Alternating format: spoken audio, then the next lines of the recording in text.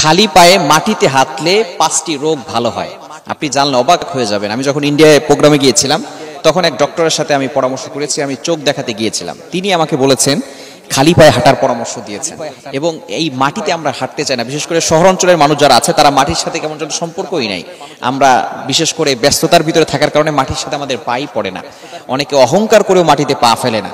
এজন্য এই মাটিতেই কিন্তু আমাদেরকে চলে যেতে হবে। আল্লাহ তাআলা পবিত্র কোরআনুল কারীমের ভিতরে নিজেই বলে দিয়েছেন। পবিত্র কোরআনুল কারীম খুলেন 16 নম্বর পারার 14 নম্বর পৃষ্ঠা 4-5 নম্বর লাইনগুলোতে আল্লাহ পাক রব্বুল আলামিন জানিয়ে দিয়েছেন সূরা তাহার 55 নম্বর আয়াতে, মিনহা খালাকনাকুম ওয়া ফিহা নুঈদুকুম ওয়া মিনহা নুখরিজুকুম তারাতান উখরা। এই মাটি থেকেই তোমাকে সৃষ্টি করা হয়েছে, আবার এই মাটি থেকে তোমাকে ফিরে যেতে হবে। যখন আমরা দুনিয়া থেকে বিদায় নিব তখন এই মাটিতেই কিন্তু আমাদেরকে চলে যেতে হবে। এরপর আল্লাহ তাআলা বলছেন এই মাটি থেকেই আবার তোমাদেরকে উত্তোলন করা হবে, তোমাদেরকে উঠানো হবে, তোমাদেরকে বের করা হবে।